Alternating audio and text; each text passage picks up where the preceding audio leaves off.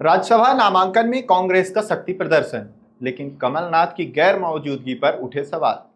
मध्य प्रदेश से राज्यसभा चुनाव के लिए कांग्रेस उम्मीदवार मीनाक्षी नटराजन ने सोमवार को विधानसभा परिसर में अपना नामांकन पत्र दाखिल किया। नामांकन के दौरान पार्टी ने एकजुटता का संदेश देने की कोशिश की, लेकिन पूर्व मुख्यमंत्री कमलनाथ की अनुपस्थिति राजनीतिक गलियारों में चर्चा का विषय बन गई। नामांकन के मौके पर मध्य प्रदेश कांग्रेस प्रभारी हरीश चौधरी, प्रदेश कांग्रेस अध्यक्ष जीतू पटवारी, नेता प्रतिपक्ष उमंग सिंघार, वरिष्ठ नेता दिग्विजय सिंह, पूर्व नेता प्रतिपक्ष अजय सिंह, राहुल भैया सहित विधानसभा सदस्य और कई वरिष्ठ नेता मौजूद रहे।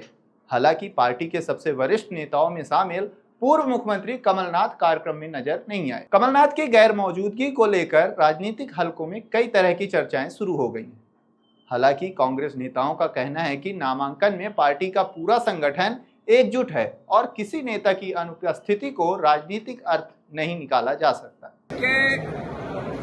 प्रधानमंत्री नरेंद्र मोदी ने देश को अभी कुछ दिन पहले आह्वान किया और 5 बातें कही जिससे रुपये का अवमूल्यन न हो, डॉलर के मुकाबले रुपया मजबूत हो, अर्थव्यवस्था सुधरे, देश संकट में, इसके लिए देश के सामने गुहार लगाई।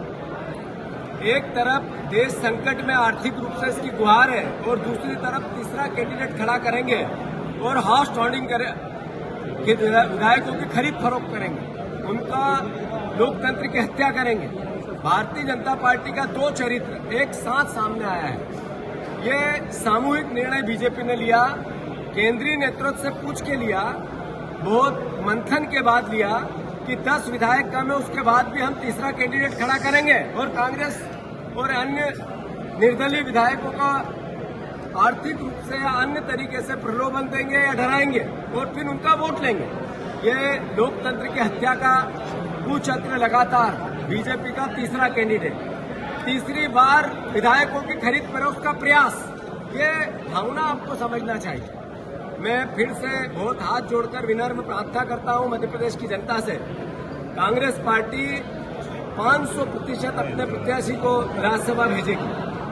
कांग्रेस ने दावा किया कि मीनाक्षी नटराजन का नामांकन संगठन की मजबूती और लोकतांत्रिक मूल्यों के प्रति पार्टी की प्रतिबद्धता का प्रतीक है।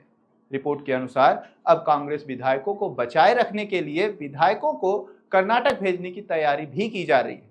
ऐसे में नगरीय प्रशासन मंत्री ने कहा, देखिए, चुनाव लड़ने का सबको अधिकार है, हम उस अधिकार का उपयोग कर रहे हैं। हमारे पास एक्स्ट्रा वोट थे, इसलिए हमने अपना उम्मीदवार खड़ा किया और हमें विश्वास है कि लोग डेवलपमेंट चाहते हैं, विकास चाहते हैं और वो चाहते हैं कि मोदी जी का हाथ मजबूत हो, इसलिए राज्यसभा में भी भारतीय जनता पार्टी का बहुमत हो।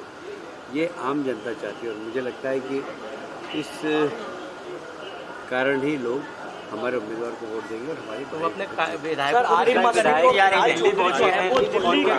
डर का माहौल है सर, तैयारी कर रहे हैं, कर रहे हैं सर, बाहर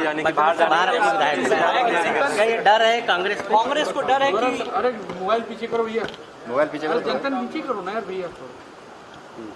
जी सर, कांग्रेस के विधायकों में डर है, दिल्ली जाने की तैयारी कर रहे हैं, मध्य प्रदेश से बाहर जाने की तैयारी कर रहे हैं। नहीं, यहाँ रहे, बिल्कुल शेर की तरह घूमे, उसमें क्या है, कोई समस्या नहीं। अगर उनके विधायक पर उनको विश्वास नहीं होगा तो ले जाएंगे, हमें तो हमारे विधायकों पर विश्वास है। अब सबकी नजर राज्यसभा चुनाव पर है, जहां कांग्रेस अपनी उम्मीदवार की जीत को लेकर आश्वस्त दिखाई दे रही है। वहीं भाजपा ने भी तीसरे उम्मीदवार के रूप में महेश केवट को लाकर कांग्रेस के अंदर हलचल मचा दी है। साथ ही नामांकन के दिन कमलनाथ की अनुपस्थिति ने भी कई सवाल खड़े कर दिए। ऐसे ही नए अपडेट के साथ खबर नेशन से जुड़े रहें।